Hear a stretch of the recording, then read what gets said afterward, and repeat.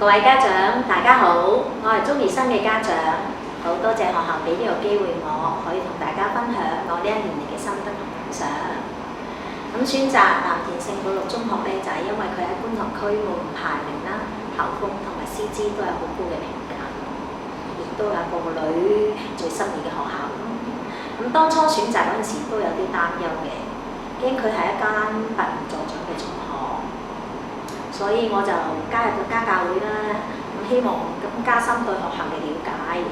咁經過一年嘅了解之後咧，我發現學校會因應學生嘅能力啦，喺各方面為學生創造一啲解難嘅機會，咁俾啲學生認識到自己嘅限制，欣賞同埋自己嘅發展自己嘅長處，咁擺脱以往咧就對自己固有嘅認知去建立目標。例如學校會安排有唔同類型嘅表演同比賽俾學生盡其所長，藉此可以令到佢哋咧提升呢個社交能力啦，同埋加強個自信心嘅。而且咧，另外學校都會安排一個大姐姐計劃，透過每次同高年班師姐們嘅聚會啦、遊戲同埋心靈活動，可以幫佢哋咁順利咁適應中一嘅新生活。所以各位家長，相信你哋嘅選擇。就好似呢間學校嘅宗旨咁樣，為一切人成為一切。聖保祿中學歡迎你，拜拜。大家好，我係 Winnie， 今日好高興榮幸嚟到學校分享個女咧讀藍田聖保祿中一嘅生活點滴。咁咧而家咧佢就啱啱讀緊中二，咁回想起咧中一嘅時候咧，佢初我都會擔心佢適應新學校嘅環境啦。咁中咧都感到好安慰嘅，因為咧每日咧佢翻嚟咧，就覺得佢好開心啦，就每日分享學校嗰啲生活點滴嘅嘢，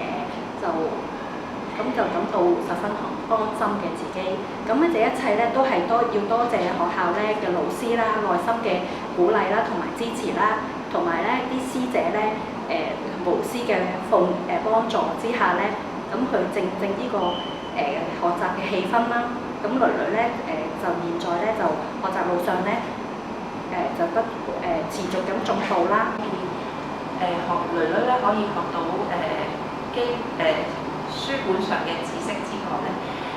亦都可以擴闊佢哋嘅視野。呢一點咧對女嘅成長咧係非常之重要。我女喺呢一度讀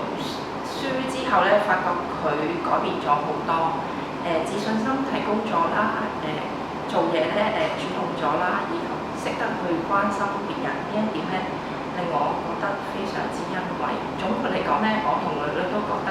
揀呢間學校咧係一個正確嘅選擇，因為佢令到我哋感受到教育咧唔單止係課本上面嘅知識，而係一種生命嘅影響。我女咧都希望喺呢一度咧可以成長學習，以及咧同一班有熱誠啦、有夢想嘅同學仔一齊努力，締造更好嘅未來。